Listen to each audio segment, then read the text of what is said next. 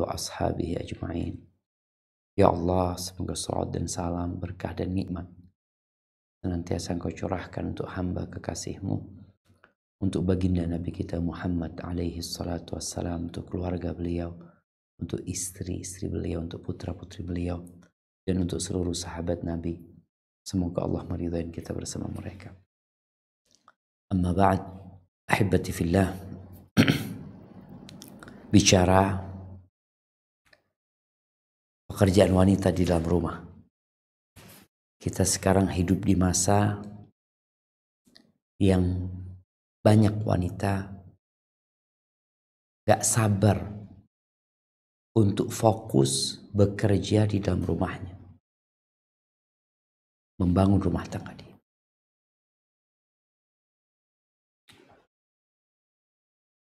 Bahkan kalau kita melihat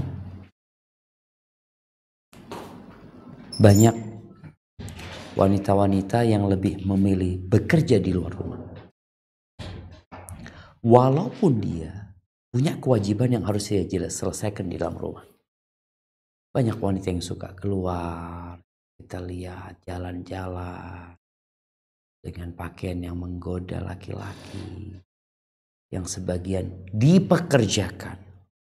Kalau melihat dia dipekerjakan, mungkin orang, saya bekerja, engkau dipekerjakan, dengan cara menampilkan kecantikannya, menampilkan keseksiannya untuk menarik konsumen.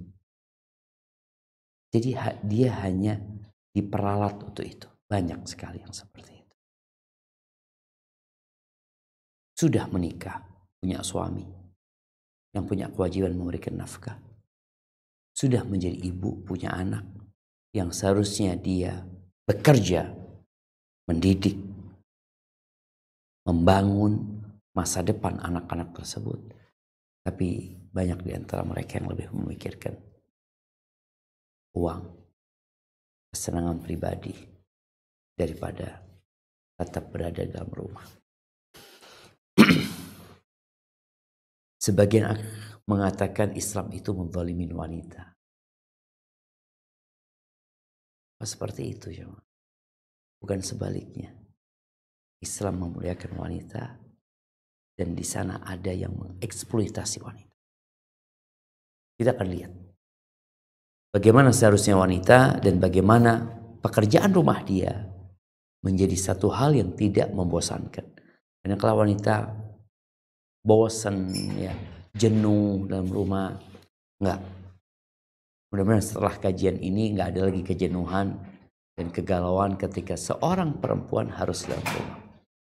Ahibati fillah, Syekh Bakar Abu Zaid rahimahullahu ta'ala dalam kitabnya Hirasatul Fadilah,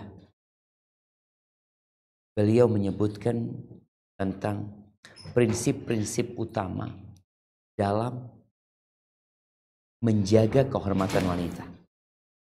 Yang keempat, beliau menyebutkan qararul mar'ati fi baitiha azimatun syar'iyyah wa khurujuha minhu rukhsatun tuqaddaru biqadariha. Beliau mengatakan yang menjadi pokok keempat ini, tinggalnya perempuan di dalam rumah adalah kewajiban secara agama. Itu hal yang diwajibkan secara agama. Keluarnya perempuan, boleh perempuan keluar rumah, rukhsah, dispensasi. Ada dispensasi buat dia untuk keluar rumah. Kapan? Ketika ada keperluan yang mendesak atau darurat. Apa yang menjadi landasan? Karena kita nggak boleh mewajibkan sesuatu, mengharamkan sesuatu, kecuali ada dalil yang menguatkan hal itu. Allah berfirman di surat Al-Ahzab ayat 33. Nah, silakan dibaca ayat ini. Surat Al-Ahzab ayat 33. Barakallahu fiik. A'udzu billahi minasy syaithanir rajim. وقرن في بيوتكن ولا تبرجن تبرج الجاهلية الأولى وأقمنا الصلاة وآتينا الزكاة وأطعنا الله ورسوله إنما يريد الله ليذهب عنكم الرجس أهل البيت ويطهركم تطهيرا. Dan hendaklah kamu tetap di rumahmu, dan janganlah kamu berhias dan bertingkah laku seperti orang-orang jahiliyah dahulu. Dan laksanakanlah sholat, tunaikanlah zakat, dan taatilah Allah dan Rasul-Nya. Sesungguhnya Allah bermaksud hendak memalingkan dosa dari kamu, wahai ahlul bait, dan membersihkan kamu sebersih-bersihnya. Subhanallah jemaah. Berdasarkan ayat ini, seorang wanita yang tinggal di rumah, nggak keluaran rumah, itu berpahala. Kita tidak bicara kerjanya dia. Dia menetap di rumah. Kenapa kok nggak keluar gitu? Yuk jalan-jalan yuk. Yuk kita mungkin cuci mata. Dia mengatakan enggak, aku mau di rumah. Kenapa? Allah perintahkan aku di rumah. Aku boleh keluar. Ada dispensasi keluar. Kapan? Ya ketika ada perlunya. Kalau nggak ada perlunya, ya rumah inilah menjadi istana seorang wanita. Maka ahibati fillah, sejatinya perempuan itu kalau keluar rumah diwajibkan pakai hijab, pakai jilbab. Tapi ketika di dalam rumah, tembok, dinding rumahnya itu menjadi hijab untuk diri. Dari pandangan laki-laki, dari pandangan siapapun, dia benar-benar terjaga di dalam rumah. Jadi jangan bicara kerjanya perempuan. Tinggal di rumah, nggak keluaran tuh perempuan. Karena dia taat dengan perintah Allah Azza wa Jalla, dapat pahala tuh dia. Tapi terkadang berat bagi kita atau bagi para wanita untuk melakukan itu. Ada panggilan-panggilan untuk keluar dari rumahnya. Ya boleh keluar. Ingat tinggal di rumah perintah Allah. Keluar boleh. Ada dispensasi, rukhsah bahasa agamanya. Ya, kalau ada keperluan yang mendesak. Kalau enggak, ya enggak usah. Dan kalau kita lihat di ayat yang baru saja kita baca, Allah itu menisbatkan rumah kepada perempuan. Padahal kebanyakan rumah itu milik suami ya. Tapi Allah mengatakan waqarna fi buyutikunna. Tinggallah kalian di rumah-rumah kalian. Ada 3 ayat di dalam Al-Quranul Karim yang menyebutkan rumah ini kepada perempuan. Rumah-rumah kalian. Yang kita baca tadi di surat Al-Ahzab ayat 33. Ada di surat Al-Ahzab ayat 34 juga selanjutnya. Kemudian di surat At-Talaq ayat 1. Ini menunjukkan bahwasanya perempuan itu seakan-akan menjadi pemilik rumah walaupun dia nggak memilikinya. Jadi rumah itu ya harus ditempatin gitu. Allah jadikan rumah itu bukan milik kalian, tapi kalian tempatin, kalian manfaatkan untuk menjaga kehormatan diri kalian.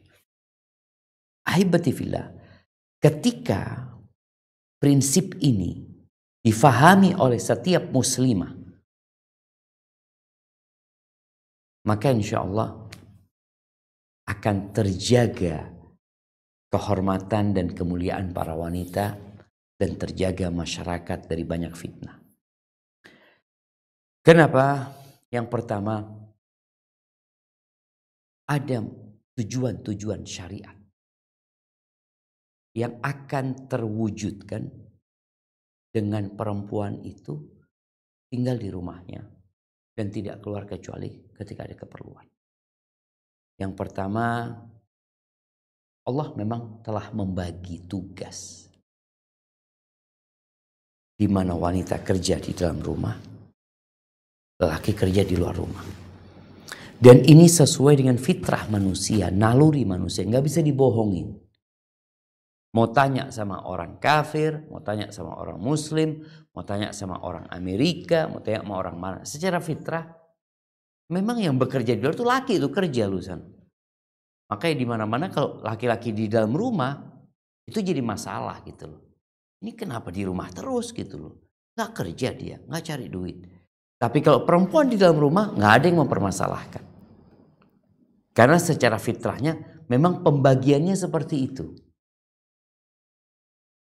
Yang kedua, ini untuk menjaga sebuah maslahat bahwa masyarakat itu masyarakat sendiri, tidak bercampur baur laki dan perempuan. Perempuan punya komunitas, punya punya lingkungan, punya milieu sendiri. Laki-laki punya lingkungan sendiri. Makanya kita lihat sekarang ketika perempuan itu keluar rumah, banyak terjadi di beberapa tempat pelecehan seksual.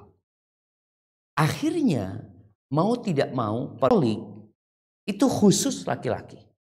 Perempuan khusus perempuan. Tapi terjadi perubahan penurunan IQ banyak manusia.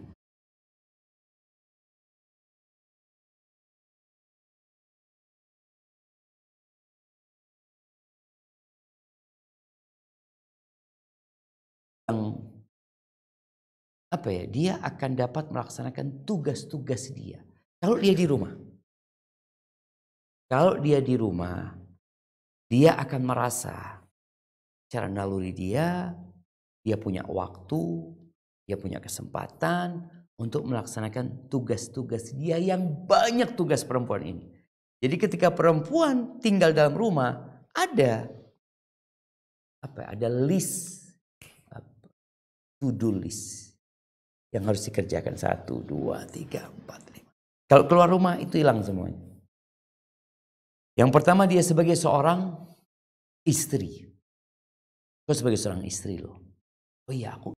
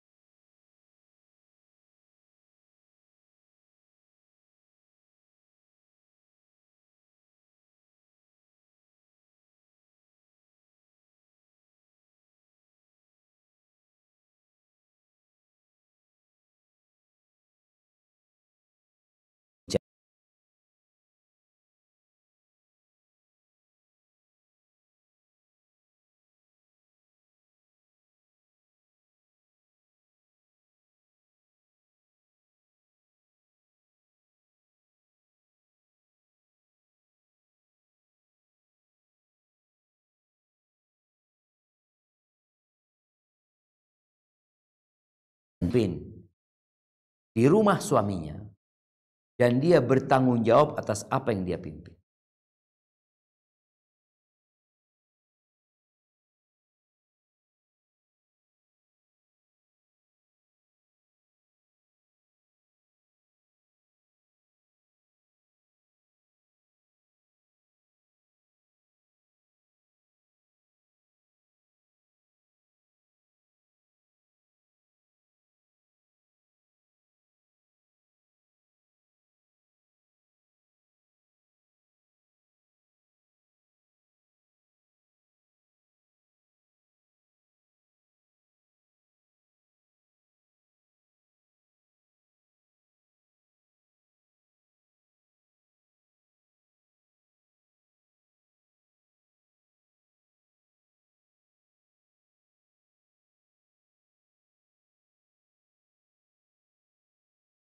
kebaikan rumah nih.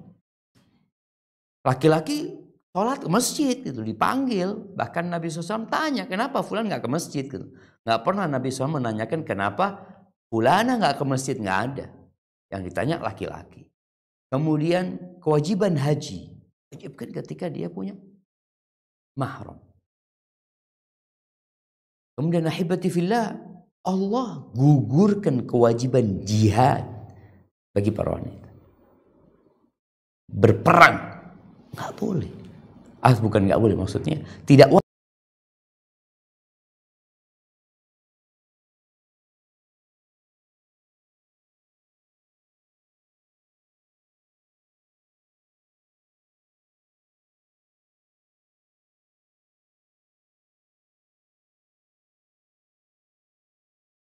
Anha pernah berkata kepada Nabi SAW, ya Rasulullah, taghzur rijalu wala naghzu walana nisful mir. Para lelaki berperang dan kami wanita nggak ikut perang. Dan kami udah nggak ikut perang, kami dapat warisan setengah dari bagian laki-laki. Gimana ceritanya? Akhirnya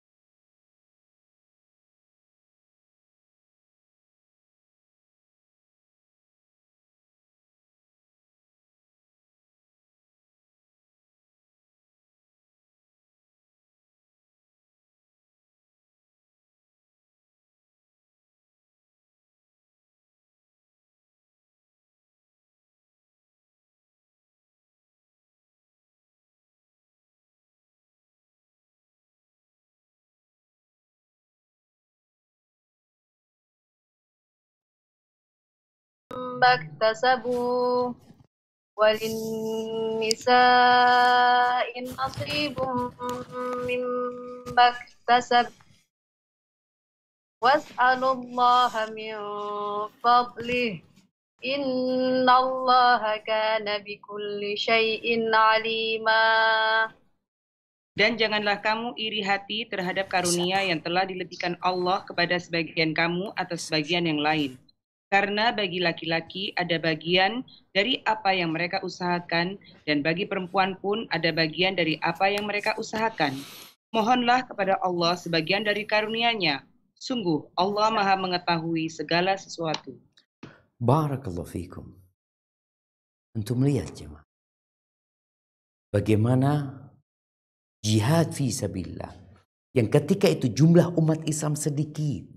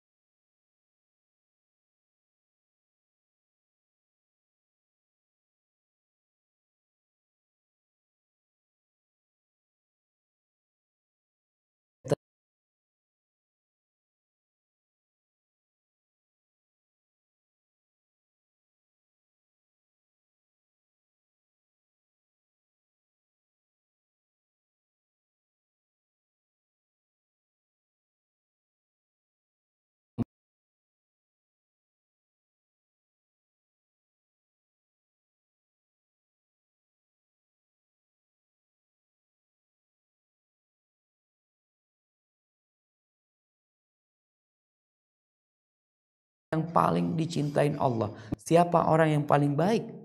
Qala khairun nas anfa'uhum linnas.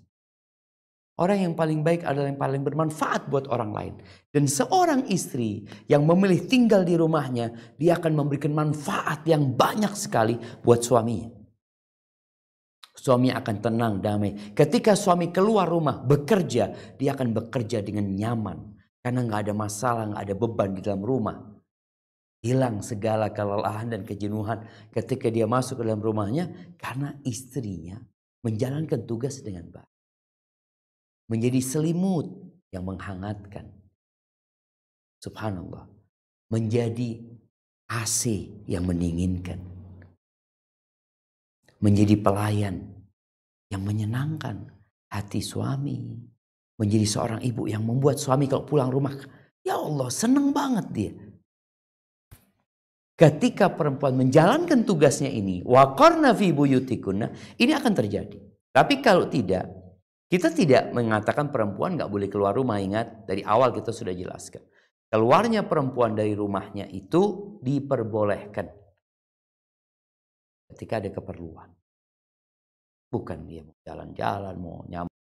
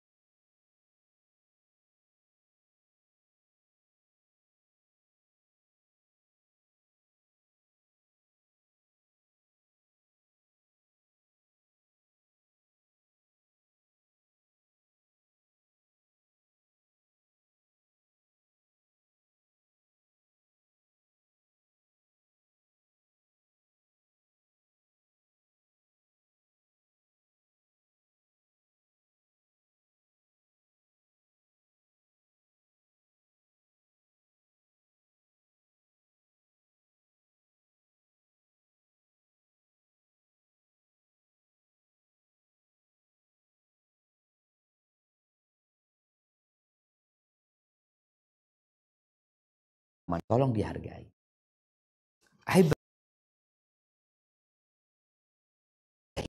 Dan kerakusan serta akal yang sudah menyimpang maka berbeda lagi.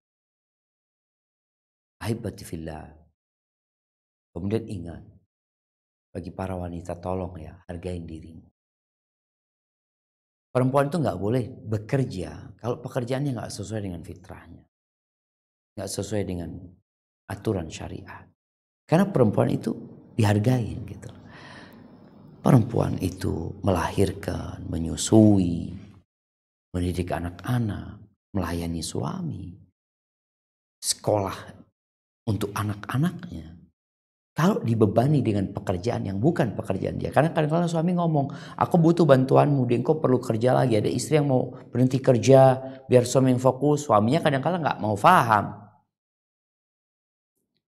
Katakan kepada suami, aku gak berhenti bekerja. Aku hanya berhenti cari uang. Aku gak berhenti bekerja. Gak ada perempuan berhenti kerja. An-nisa syaqaiqur rijal. Kata Nabi, perempuan itu belahannya laki-laki. Kalau perempuan gak bekerja, negeri ini pincang. Bisa tutup Indonesia. Tapi ingat, bukan mencari uang. Bekerja. Kalau memang ada kebutuhan, tadi kebutuhan, ya lain lagi ceritanya kebutuhan. Diperbolehkan. Tapi sejenis perempuan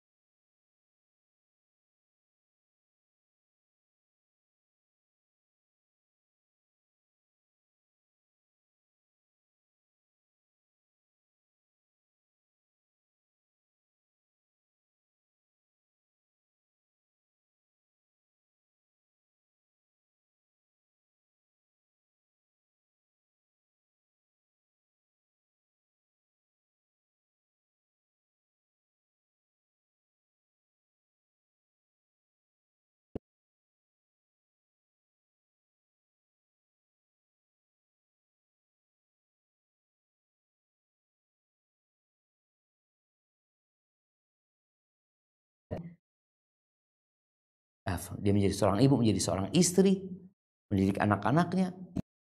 Ini ibadah secara umum, di mana semua hidup kita ibadah khusus ya seperti sholat, puasa, baca Quran, bersedekah, umroh dan lain-lainnya.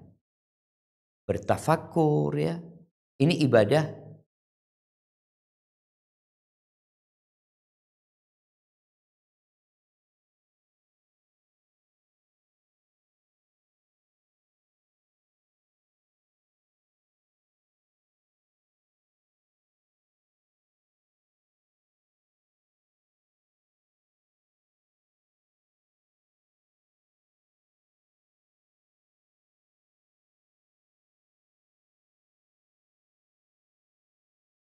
menjaga kehormatan dirinya, maka dikatakan kepada dia, udkhulil jannah, masuklah ke surga dari pintu mana saja yang kau inginkan. Al-Imam Al-Baihaqi meriwayatkan sebuah hadis yang secara sanadnya didhaifkan oleh sebagian ulama, tapi sebagian menguatkan hadisnya dengan syawahid, dengan penguat hadis-hadis lainnya. Ini hadis dari Asma binti Yazid Al-Ansariyah.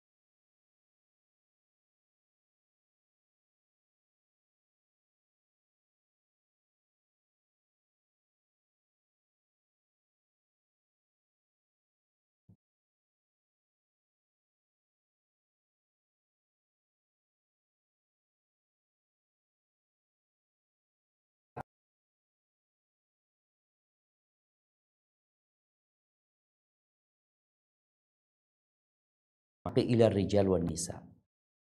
Allah mengutusmu dengan kebenaran kepada para laki-laki, kepada para wanita. Wa maqdu syahawatikum. Kami menjadi tempat penyaluran syahwat para laki-laki. Wa hamilat auladikum. Dan kami menjadi pengandung buat anak-anak kalian. Wa innakum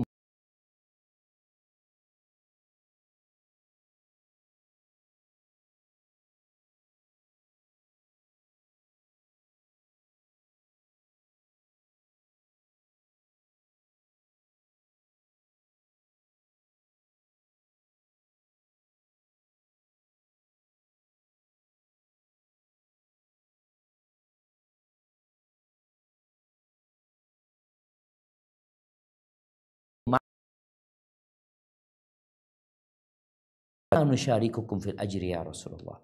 Kemudian apakah ada pahala yang kami juga dapatkan dari yang kami lakukan ini? Artinya dapat bagian pahala. Musyarakah itu apa, partnership ya. Dan kami partnernya kalian, kami juga dapat pahala nggak? Diikut sertakan nggak dalam pahala kalian? Pahala tadi jihadnya, pahala umrohnya, pahala hajinya, pahala berjuangnya. Faltafatan Nabi sallallahu alaihi wasallam ila ashabihi wajhi kulli. Nabi menoleh kepada para sahabatnya dengan seluruh wajahnya. Artinya beliau menghadap kepada para sahabat. Thumma qala, hal sami'tum maqalata imra'atin qat ahsan min mas'alatiha fi amri diniha min hadi. Kalian pernah enggak mendengarkan ucapan perempuan yang lebih baik menanyakan tentang agamanya seperti pertanyaannya perempuan ini? Maqala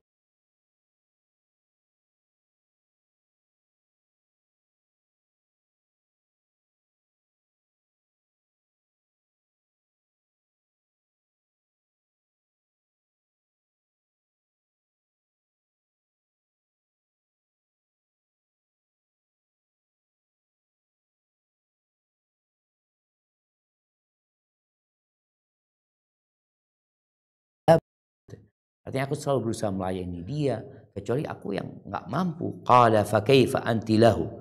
Melihat lagi bagaimana sikapmu sama dia, fa innahu jannatuki au naruki. Suamimu itu adalah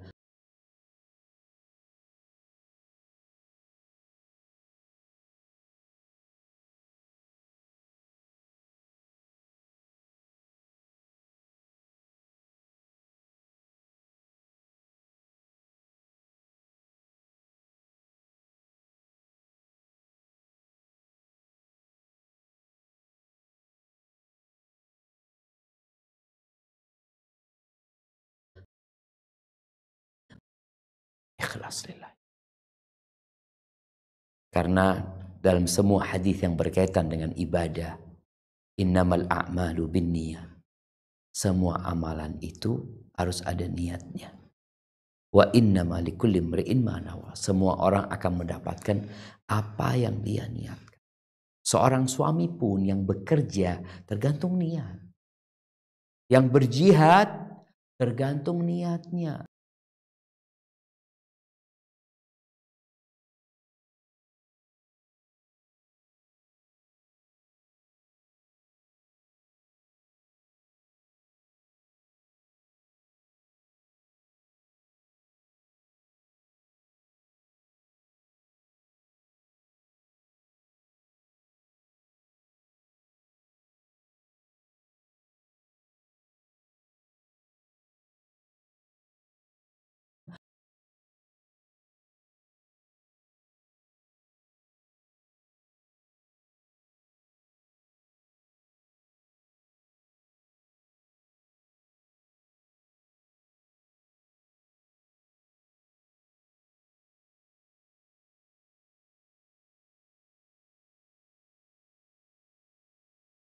Pahala enggak jadinya.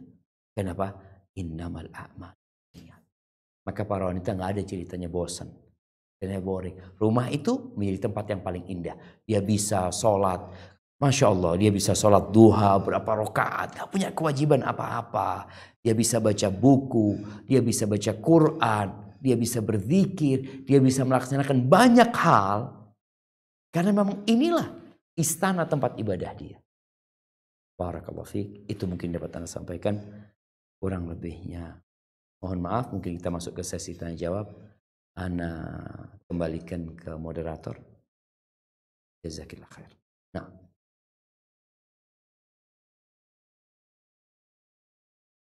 Berkata Ustaz, Ana dari Brisbane.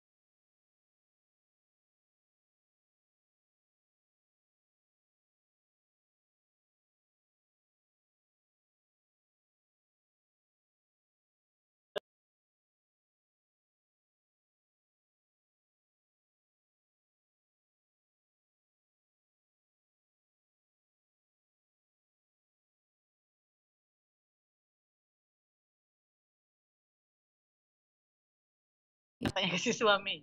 Barakallahu fiik. Solusinya gimana Ustaz? Nah. Jazakallah khair. Barakallahu fiik. Masya Allah jemaah. Ahibati fillah. Di sinilah pentingnya belajar. Pentingnya belajar agama. Agama ini bukan hanya ngurusin urusan sholat 5 waktu. Agama ini ngurusin hidup dunia dan akhirat. Urusan pekerjaan, urusan di luar rumah. Yang sepertinya diurusin gitu loh. Kalau bicara kondisi tadi.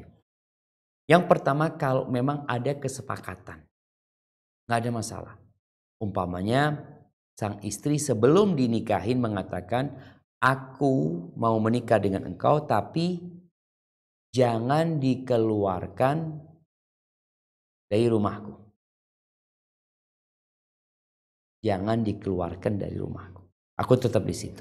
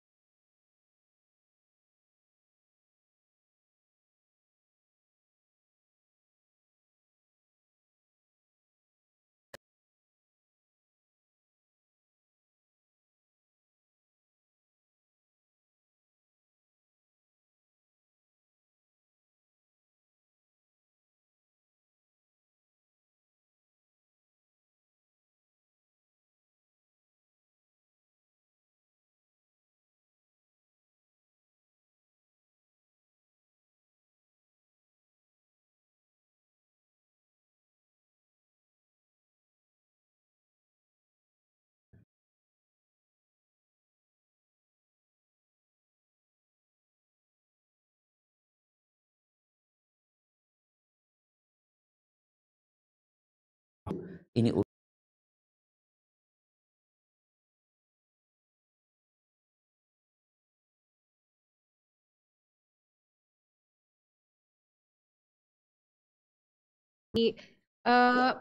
mohon maaf Ustadz, kalau dengar cerita-cerita kerabat tuh banyak sekali yang justru naudzubillah min dzalik justru mancing.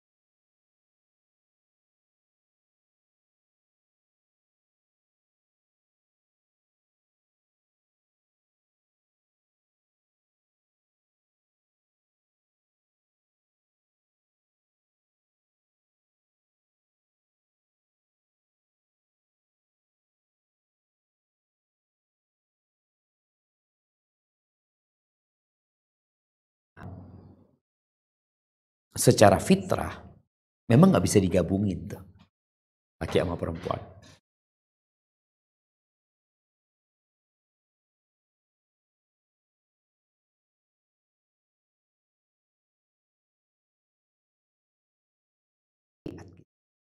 Kadangkala mereka yang kita lihat jamaah mungkin di barat ya, di Australia mungkin. Bagaimana ketika tempat kencingnya laki-laki itu? Mereka kencing kiri kanan pada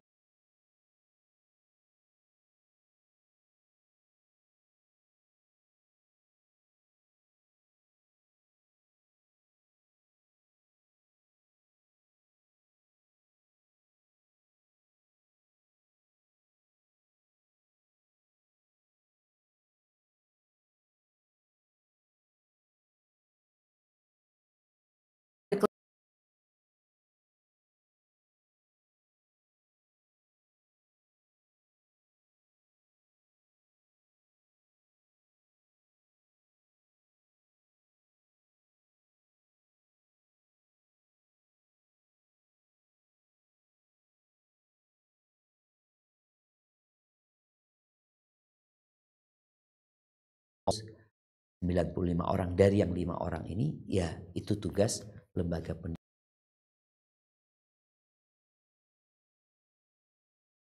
ada ini kakak sepupu udah nganggap dengan adik sepupu laki-lakinya tuh seperti adiknya sendiri, adik kandung gitu Ustaz. Allah khairan. Nah, ya ahibati fillah. Kembali masalahnya apa? Masalahnya kita nggak belajar Islam. Kebanyakan kita itu Islamnya keturunan. Sehingga tatkala nanti ada penjelasan-penjelasan yang tidak sesuai dengan budaya dan tradisi yang telah dijalani turun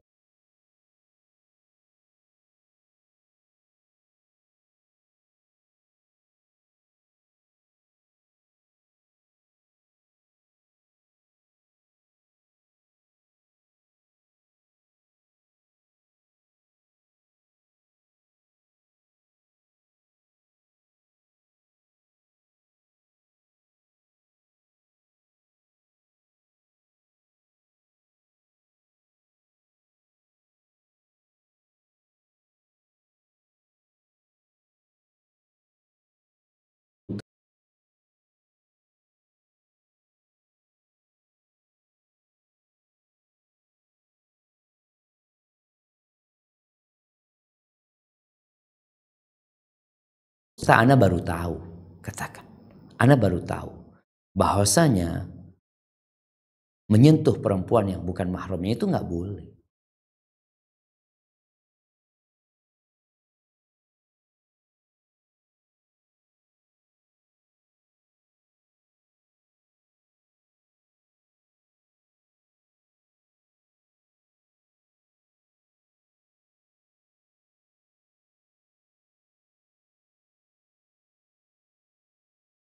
Makin dekat hubungannya itu yang bukan mahram, biasanya setan akan semakin menggoda. Karena orang-orang di luar sana akan menganggap, oh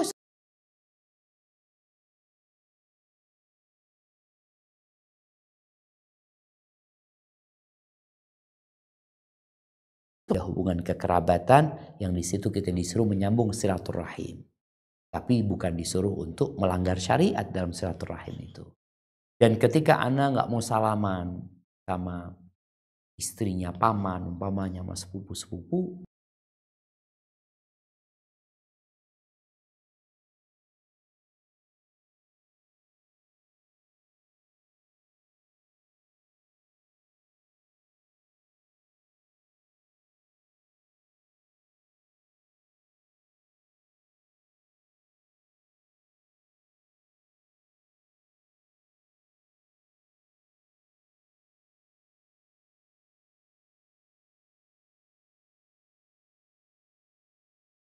Artinya nggak ada saudara lakinya lagi dan nggak ada saudara dari pihak abah, cuman perempuan dari pihak abahnya. Adanya paman saudara ibu dari saudara ibu atau hal. Bagaimana lebih baik dinikahin sama halnya atau dengan wali hakim? barakallahu fiik. Iya. Sepertinya kalau kondisi memang tidak ada mahram, tidak ada mahram, tidak ada wali ya, karena wali itu kan dari pihak laki-laki, bukan dari pihak ibu. Jadi perlu difahami, kadangkala perempuan itu merasa dia punya hak, ibu itu merasa punya hak, enggak. Yang punya hak kewalian itu adalah dari pihak laki-laki. Ayahnya, saudara ayahnya nantinya umpamanya. Kalau memang tidak ada, maka yang menjadi wali adalah hakim. Nanti sampaikan ke hakim kondisinya seperti ini. Tinggal hakim bisa mewakilkan nanti kepada halnya. Nggak ada masalah ketika hakim mewakilkan kepada halnya menjadi wali wakil. Lianna sultan waliyu man la waliyalahu. Nabi SAW menyebutkan bahwa pemimpin itu adalah wali bagi yang tidak ada walinya. Selama ada walinya, ya harus kepada walinya. Tapi kalau walinya nggak ada, kembali kepada hakim. Hada wallahu a'lam bishawab.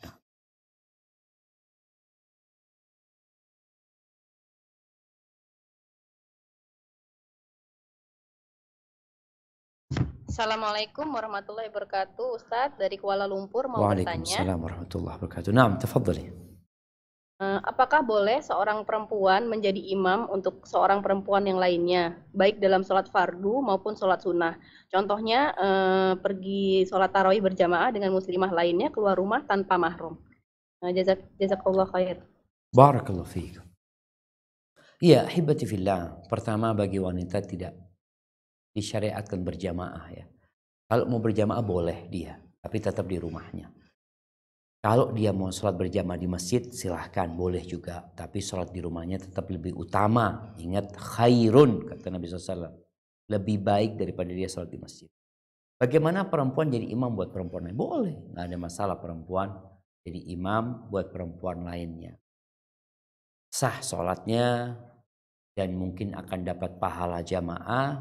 Tapi yang jelas sholat di rumahnya dia itu sudah kemuliaan bagi dia. Bagaimana kalau dia harus keluar rumah tanpa mahram? Bicara keluarnya perempuan tanpa mahram, gak apa-apa. Yang gak boleh itu perempuan safar tanpa mahram.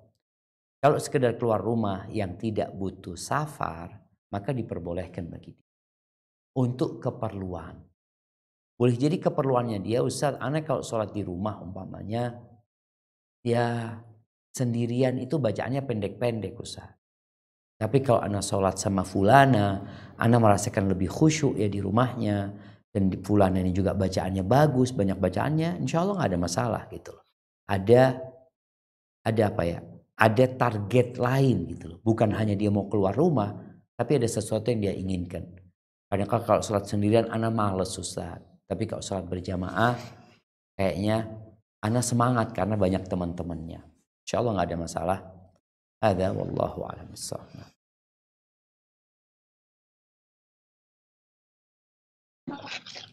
Assalamualaikum Ustaz, barakallahu fiik. Waalaikumsalam warahmatullahi wabarakatuh. Naam, tafadhali. Ini Ustaz, jadi ini ada kasus. Jadi seorang ibu itu membutuhkan uang. Terus dia untuk rumah, untuk memperbaiki rumah. Kemudian anaknya, bilanglah anaknya nih si anak yang paling besar, ya ini dia bilang sama ibunya, daripada diperbaiki banyak uang, jual saja rumah itu sama saya. Terus mereka, ibu dengan anaknya yang paling tua ini sepakat dengan harga tertentu, taruhlah misalnya 100 juta. Kemudian, dan tidak bisa cash, jadi si anaknya minta tidak bisa cash, mungkin hanya beberapa tahun gitu untuk melunaskan. Berjalannya waktu, setelah beberapa tahun, ternyata di daerah rumah mereka itu, rumah dan tanah itu menjadi naik harganya. Dan si anak bilang, saya nggak mampu dengan harga segitu. Terus si ibu ini menawarkan lagi ke anaknya yang lain, dengan seharga yang baru. Terus anak yang bungsu ini menyanggupin untuk membeli dengan harga yang baru. Nah, yang menjadi pertanyaan saya, bagaimana akad pertamanya ini antara ibu dengan anak sulungnya ini? Tunggu, Afan, Ana mau tanya. Kan sudah terjadi akad. Jadi rumah ya, itu sudah miliknya anak sulung. Ya, jadi si ibu dengan anak ini sudah akad misalnya 100 juta. Tapi ibunya ini minta cash. Sementara si anaknya ini bilang tidak bisa cash. Dia mungkin bisa bayar dalam tempo 3 tahun. Nah, ternyata dalam 3 tahun ini harga rumah itu menjadi naik, tidak 100 juta lagi. Taruhlah misalnya jadi 200 juta. Nah, akhirnya ibu ini menawarkan ke anak yang lain yang lebih mampu untuk membeli rumah ini yang seharga 200 juta. Iya, siap. Berarti akad yang pertama tidak terjadi, anak belum bayar. Sudah bayar tapi masih nyicil gitu Ustaz. Nah, iya, kalau bicara sudah bayar berarti itu sudah jadi milik si anaknya. Ya, jadi maksudnya pertanyaan saya gimana ibu ini sebenarnya gimana gitu terhadap anak-anaknya gimana. Jadi sementara anak yang lain itu pada protes gitu. Jazakallah Ustaz. Barakallahu fikum.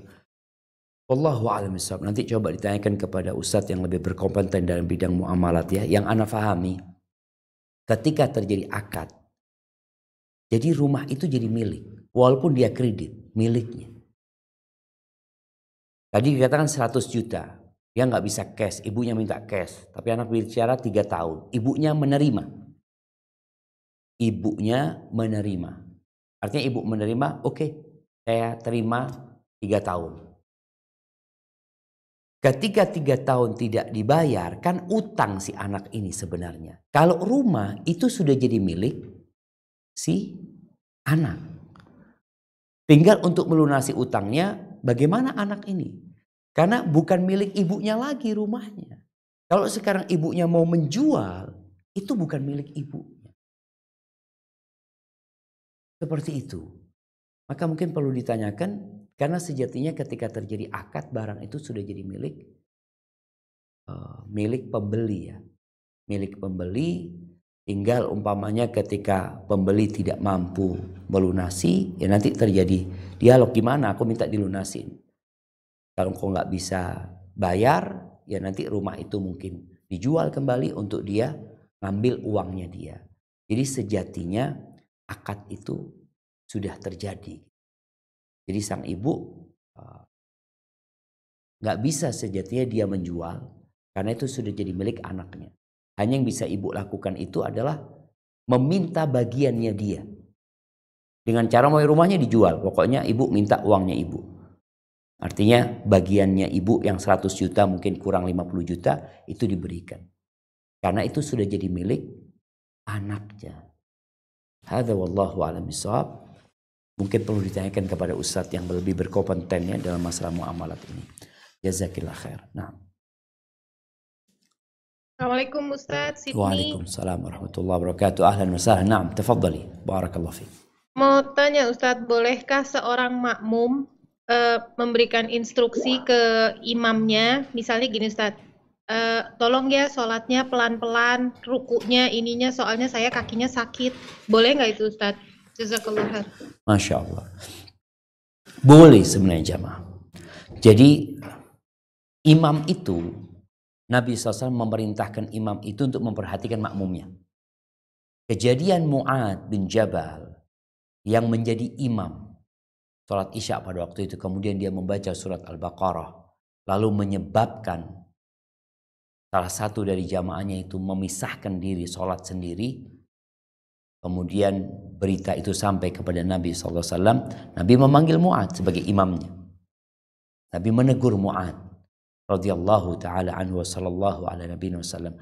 Afattanun ya Mu'ad, apakah kau hendak menimbulkan fitnah dengan apa kelakuanmu ini gitu loh. Idza shallaita bin nas, kalau kau salat bersama orang, Nabi iqra bisabbih isma rabbikal a'la, suruh baca ini, baca ini, dikasih arahan sama Nabi SAW. Surat-surat yang pertengahan dari Al-Mufassal ya. Kenapa Nabi mengatakan itu? Dalam riwayat lain, fakhaffif, salat kalau engkau salat, ringankan salatnya kalau engkau jadi imam.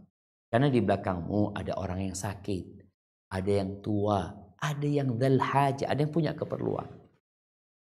Jadi di sini seorang makmum ketika dia tahu imamnya ini umpamanya salatnya panjang, sedangkan dia ini mau safar umpamanya. Dia mengatakan, "Pak Imam, afwan saya musafir, saya mau berangkat, nunggu apa? Nunggu kereta atau nunggu pesawat, bentar lagi mau berangkat, mau boarding, mohon tidak panjang-panjang." Gak ada masalah dia meminta seperti itu karena ada sebabnya. Seperti yang dikatakan imam, tahu dia imamnya ini sholatnya umpamanya gerakannya agak cepat gitu loh ketika dia ruku, ketika dia sujud, karena dia masih muda. Sedangkan yang tua ini kadang-kala perjalanan dari berdiri menuju ke sujud itu butuh beberapa detik gitu loh. Tahu-tahu dia belum nyampe, imamnya sudah Allahu Akbar gitu. Jadi nggak ada masalah karena memperhatikan kondisi makmum itu. Hadza wallahu a'lam bishawab. Dari Perth lagi, bagaimana sikap seorang suami menghadapi istri yang tidak memperhatikan pekerjaan rumah dan juga tidak mengurus anak dengan baik, sedangkan suaminya itu selalu mengeluh ke temennya kalau dia udah nggak tahan dan nikah lagi Ustadz, karena sudah punya anak jadi dia tetap mempertahankan. Jazakallah khairan. Iya. Tadi kita sampaikan bahwasanya seorang laki-laki itu punya dua alam. Alam luar, alam dalam. Alam luar itu tadi dia bekerja pula, dia bekerja, berusaha, ya berupaya. Pulang capek dia. Dia kepingin alam batinnya itu mendapatkan kedamaian, ketentraman. Dia nggak pengen ribut sama istrinya ya. Dia kepingin lihat rumah itu bersih, anak-anak udah pada ngaji, udah pada ayu-ayu yang perempuan, ganteng-ganteng yang laki, datang bapaknya, anak-anak menyambut. Itu yang diinginkan suami. Gimana kalau suami tadi tidak mendapatkan hal itu? Dia berpikir, gimana caranya? Dia nikah lagi, nggak masalah dia nikah lagi. Kalau memang dia berpikir, anak mau menceraikan ini Ustaz, kasihan sama anak-anak. Ya sudah, dia nikah lagi. Mudah-mudahan dengan cara itu dia mendapatkan kedamaian. Maka di sini pentingnya seorang laki-laki untuk tidak salah pilih istri. Karena boleh jadi dia dapat istri sama aja kayak yang dulu. Maka tolong lebih selektif lagi ketika memilih pasangan hidup. Karena ada wanita-wanita yang istilahnya Syekh Bakar Abu Zaid, kharraja wallaja. Keluar masuk rumah kerjanya, gak ada syukurnya, maunya ini, maunya itu. Padahal tadi ada tugas yang harus dilakukan perempuan, ada tugas yang harus dilakukan laki-laki. Kecuali ini lakinya gak memenuhi kebutuhan dia. Nafkah gak diberikan, ya dia keluar, dia kerja buat kehidupan dia. Kalau gak mati dia nanti ya. Hadza wallahu a'lam bishawab.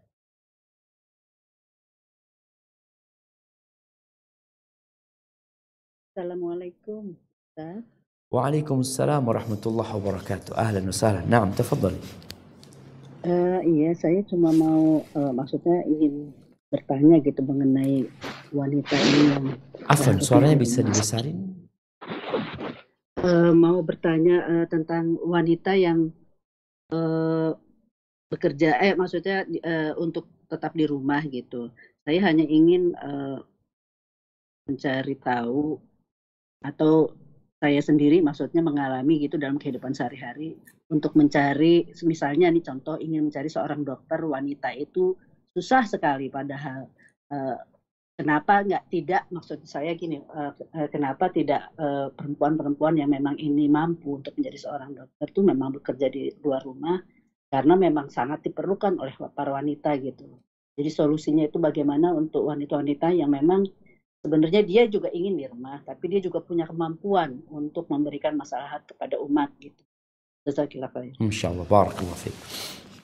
Masya Allah.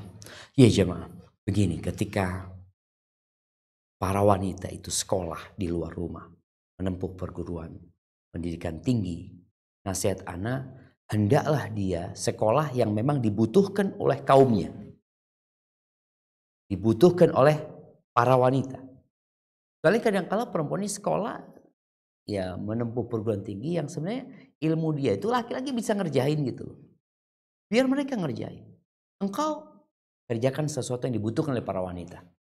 Contohnya tadi yang disebutkan, dokter perempuan. Jadi kalau mau belajar perempuan melanjutkan, bekerjalah atau belajarlah ilmu yang memang diperlukan oleh kaum wanita. Terus gimana? Dengan seorang wanita tadi, ketika banyak dokter perempuan, tugas mereka tidak akan berat. Artinya perempuan ini bisa praktek umpamanya hanya pagi, jam 8 sampai jam 12 dia udah pulang ya. Karena ada perempuan yang dia melihat ilmu yang dia miliki, kemudian kebutuhan banyak, dia bisa dipakai di rumah sakit ini, rumah sakit itu, rumah sakit itu. Namun dia lupa dengan kewajiban asalnya. Jadi kalau kita bicara ada yang wajib, ada yang sunnah nih. Jangan sampai sibuk mengerjakan yang sunnah, yang wajib ditinggalin. Maka silahkan perempuan, tadi kita udah sampaikan bosnya. Tinggalnya perempuan di dalam rumah itu perintah. Allah memerintahkan. Keluarnya perempuan dari rumah itu rukhsah. Ketika ada perlu, ada hajat, ada darurat apalagi ya. Kalau dikatakan tadi perempuan keluar rumah, tafadhol silahkan. Tapi jangan sampai meninggalkan kewajiban. Ada aturan yang perlu dia jalankan ketika dia keluar rumah. Tidak bersolek seperti bersoleknya orang jahili. Jadi jangan sampai wanita itu menjadi lilin. Nah, dia ingin berbuat baik kepada umat. Tapi jangan menghancurkan dirimu sendiri. Kenapa? Engkau sebagai seorang ibu, engkau punya anak. Kau sebagai seorang istri, kau punya kewajiban. Dan suamimu butuh sama dirimu sebagaimana orang-orang itu butuh. Kalau orang-orang itu butuh, artinya jadi fardu kifayah. Fardu kifayah itu kalau sudah ada yang ngurusin, selesai, nggak wajib buat kita. Tapi kalau melayani suami, ini fardu ain. Artinya istri punya kewajiban, nggak bisa dia mengatakan, oh biar orang lain yang layani suami. Bisa, dia bisa menyalurkan syahwatnya hanya kepada istri. Mungkin seperti itu, jadi perlu ada pertimbangan antara mana yang utama dan mana yang lebih utama, sehingga para wanita tetap bisa berkhidmat kepada masyarakat, memberikan manfaat dengan ilmu yang dia miliki tanpa dia melanggar syariat, dan di sisi lainnya dia tetap melaksanakan tugasnya sebagai seorang istri, sebagai seorang ibu, sebagai seorang pencetak generasi masa depan. Barakallahu fikna. Assalamualaikum Ustadz. Waalaikumsalam warahmatullahi wabarakatuh. Ini dari KL Ustadz. Ana mau bertanya, bagaimana kalau suaminya yang menyuruh istri untuk berbuat yang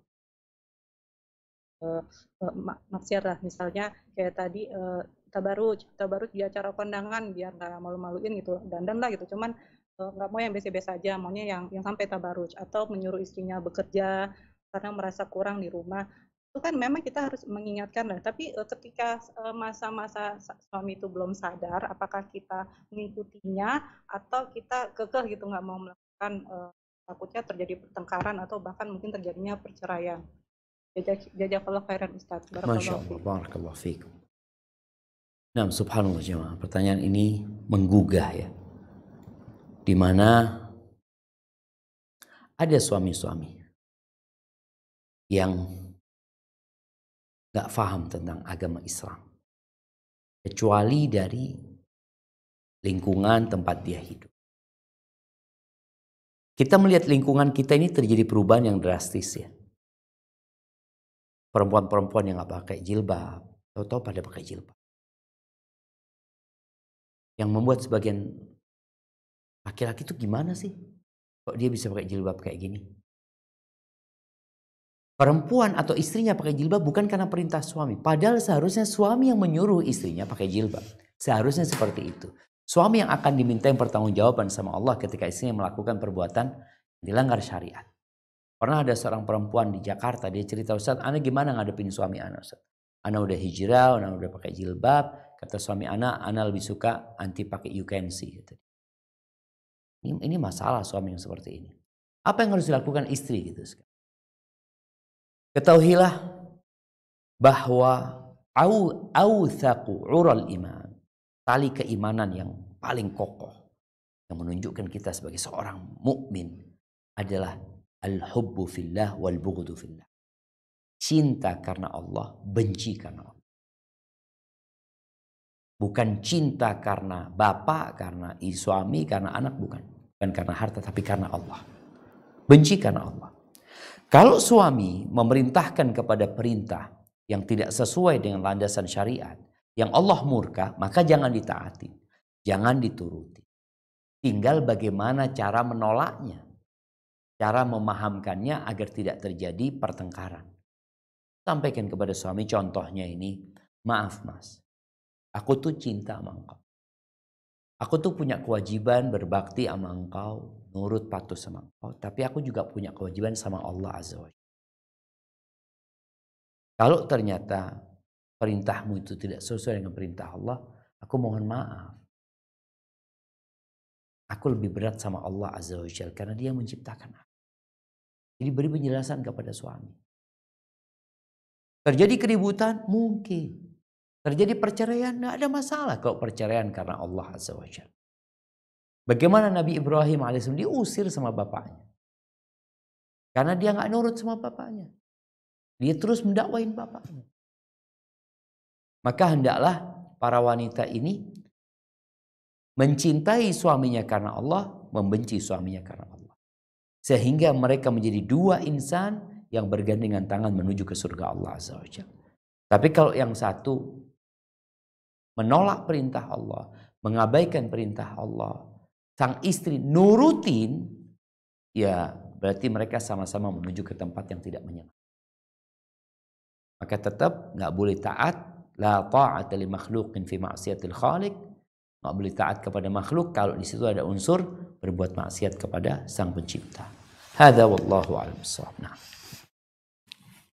Assalamualaikum warahmatullahi wabarakatuh, Ustaz. Waalaikumsalam warahmatullahi wabarakatuh. Nah. Ini pertanyaan dari Canberra. Bagaimana jika pendapatan suami tidak mencukupi kebutuhan rumah tangga? Bolehkah istri bekerja untuk membantu suami? Misalnya di Australia. Afan, bisa diulangin? Pendapatan suami tidak cukup. Ya, pendapatan suami tidak mencukupi kebutuhan rumah tangga. Bolehkah istri bekerja untuk membantu suami? Misalnya di Australia ini jika anak bungsu sudah berusia 7 tahun dan suami pendapatannya masih kurang, istri dianjurkan bekerja atau diwajibkan karena setelah anak berusia 7 tahun pemerintah sudah tidak memberikan bantuan lagi untuk keluarga tersebut. Jadi supaya kebutuhan keluarga tidak kekurangan, istri dianjurkan bekerja juga. Begitu kalau Ustaz. anak umur 7 tahun, apa nggak bisa bikin anak lagi supaya anaknya terus dapat? Mungkin udah umur udah capek Ustaz. Udah uzur. Tapi kalau kerja bisa dia. Kerja insya Allah bisa. Baik, dengan kemampuannya. Jazakallah. Barakallahu fikum. Ya ahibati fillah. Yang pertama, kita perlu membedakan antara kebutuhan hidup dengan gaya hidup. Ada perbedaan. Seorang yang bekerja untuk kebutuhan hidup, bekerja untuk memberikan nafkah kepada orang tuanya, kepada anaknya, untuk dirinya sendiri, Nabi SAW mengatakan fahuwa fi sabil. Dia di jalan Allah Azza wa Jalla.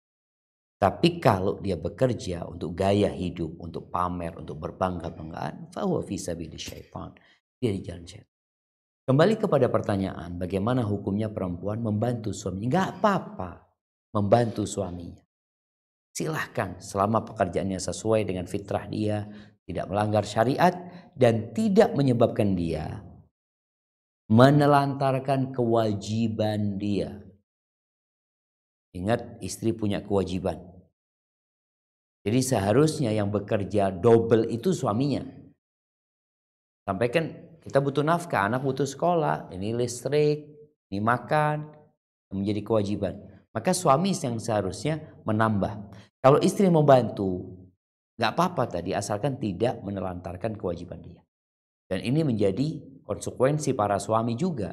Ketika istrinya membantu, maka akan ada beberapa kewajiban yang nggak bisa dilakukan istri. Istri pulang rumah capek, udah bantuin engkau. Ini konsekuensinya. Jadi anak rasa perlu dipertimbangkan. Kalaupun harus bekerja, tolong memilih pekerjaan. Mungkin bisa kerjaan yang dari dalam rumah. Sekarang ada banyak hal ya yang bisa dilakukan dari dalam rumah. Tapi kalau nggak mungkin, maka tolong cari pekerjaan yang sesuai dengan fitrahnya dan tidak melanggar aturan syariat. Hadza wallahu a'lam bishawab. Afwan Ustaz, untuk putaran ketiga gimana Ustaz? Putaran ketiga ini berapa soal Kak Evi? Ada sekitar 4 state yang ngumpul aja Ustaz. Nggak ngumpul nggak? Iya. Baik, Boleh? mudah-mudahan cukup. Amin, amin. Oke, silakan Brisbane. Assalamualaikum Ustadz. Waalaikumsalam warahmatullahi wabarakatuh. Saya mau bertanya Ustadz tentang ini luar tema Pak Ustadz tentang Al-Quran. Mana yang paling abdul kalau kita walaupun bukan dalam Ramadan atau di luar Ramadan, baca Al-Quran yang 30 juz dalam 1 bulan atau baca cuma Al-Baqarah aja itu bolak-balik gitu, katam ini Khatam Al-Baqarah doang itu membaca. Ya, terus boleh lagi baladi atau yang 30 juz sebulan. Masya Allah. Sejak sekulakir. Barakallahu fiik. Ya ahibati fillah. Mana yang lebih afdal? Maka lebih afdal membaca Al-Quran full. Nabi SAW ketika ada seorang sahabat, Nabi menganjurkan untuk menghatamkan Quran setiap 1 bulan. Ya hatam Al-Quran. Hanya yang perlu difahami adalah hatamkan Quran tiap bulan. Tapi usahakan dengan artinya. Paham gitu. Karena setiap kali baca kita akan dapat hadiah dan hidayah dengan apa yang kita fahami. Sebagian orang membaca yang penting hatam. Usahakan membaca dengan artinya. Dan ketika punya waktu lebih, bisa lebih dari itu silahkan. Dan insya Allah bisa ya, artinya khususnya buat para wanita. Nah lihat wanita ketika dia nggak bisa hatam tiap bulan ini, yang di rumah ya, ada masalah sama dia. Waktu dia panjang. Kalau dia mengatakan bosan, boring, bisa. Sama artinya bisa insya Allah. Barakallahu fiik. Assalamualaikum Ustaz. Waalaikumsalam warahmatullahi wabarakatuh. Naam, tafadhali. Ada titipan pertanyaan Ustadz ini. Nah. Katanya sering lihat di YouTube, di Instagram gitu-gitu Ustadz. Kayak orang laki-laki menikah tapi langsung 3 perempuan gitu Ustadz. Terus dipajang semuanya gitu Ustadz. Itu gimana hukumnya ya? Jazakallah khair. Barakallahu fiik. Ahibati fillah.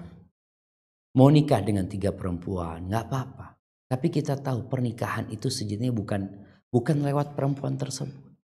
Menikah itu, yang menikahkan itu wali. Bukan laki sama perempuannya. Tahu-tahu 3 perempuan, enggak sebenarnya. Dia menikah itu saat nggak bisa nikah langsung dengan 3 perempuan itu nggak bisa. Yang ada nikah dengan istri pertama, dia melakukan akad nikah dengan bapaknya. Jadi nggak ada istilahnya semuanya itu istri pertama, nggak ada. Dia akad nikah dengan bapaknya istri pertama. Dia katakan gabil tu nikaha wa tazwija bil mahril madhkur. Setelah itu dia melakukan akad nikah lagi dengan mertua yang satunya. Ini jadi istri keduanya. Lalu dia melakukan akad nikah lagi dengan mertua yang ketiga. Jadi dia punya 3 istri. Istri pertama, kedua, ketiga. Nggak ada masalah, nggak apa-apa gitu loh. Dan akad nikah itu nggak harus langsung masuk, bisa jadi dia melakukan akad nikah kumpul sama istrinya nanti di waktu yang lain gitu ya. Karena kita tahu ketika menikah dengan seorang laki-laki menikahin janda istri keduanya, dia punya waktu 3 hari khusus. Kalau nikah sama gadis lagi dia punya waktu khusus 7 hari sebelum pembagian. Adapun masalah memajangnya ini disinilah. Kenapa dipajang? Kan innamal a'malu binniyat. Memajang istri untuk ditunjukkan kepada orang lain juga bukan hal yang baik gitu. Mungkin seperti itu. Wallahu a'lam bishawab.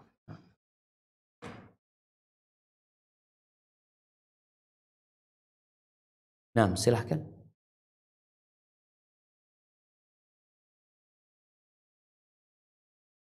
Apa putus?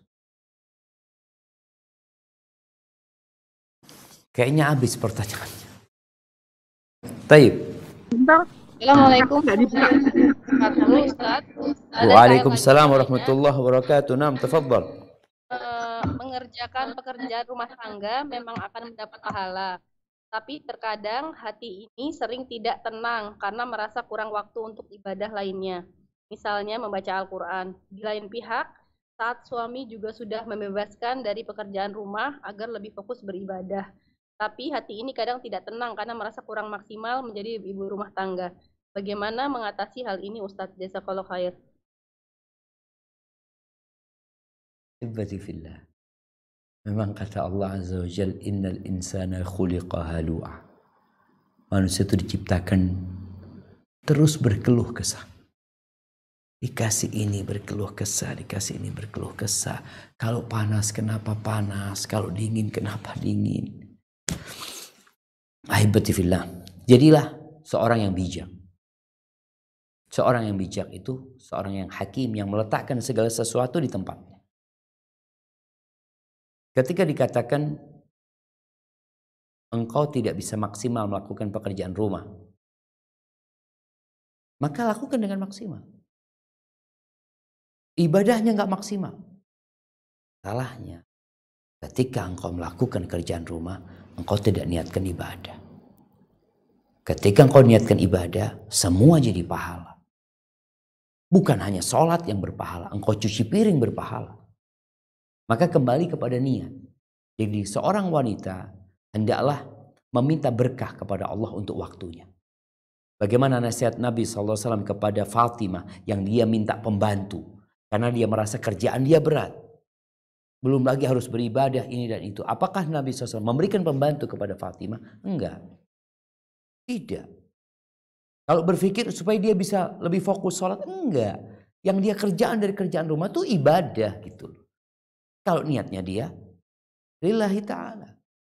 Nabi malah memberikan kepada Fatimah radhiyallahu taala anha sallallahu alaihi wasallam amalan. Disuruh baca subhanallah 33 kali, alhamdulillah 33 kali, Allahu akbar 34 kali sebelum tidur.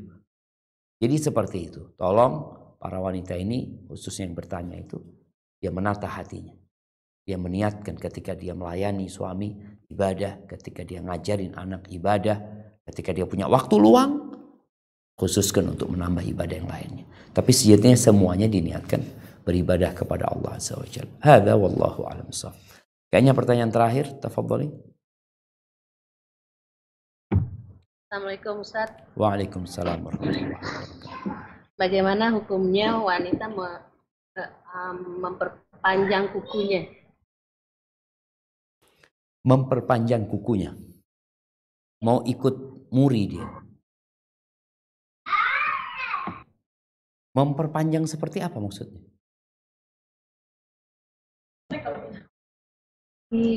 Dipanjangin atau tapi nanti dipotong juga. apa? Dipotong juga. Nanti dipotong juga. Siap. Iya. Bagi para wanita kadang-kala mereka berhias untuk suaminya dengan memanjangkan kukunya. Karena perempuan itu kalau kukunya panjang, bagus, jadi kelihatan tambah cantik. Nggak apa-apa dia perpanjang kukunya, tapi tidak lewat 40 hari ya. Karena Nabi SAW memberikan tauqid, pembatasan waktu 40 hari ya dipotong lah. Jadi tetap dia perpanjang nggak apa-apa ketika ada kebutuhan, tapi nanti juga setelah 40 hari ya dipotong, dikurangin, diindahin. Ada masalah insya Allah. Yang penting setelah 40 hari harus ada pemotongan untuk kukunya. Itu menurut pendapat yang lebih kuat tentang batasan waktu memotong kuku, mencabut bulu ketiak ya. Kemudian berkaitan dengan bulu kemaluan.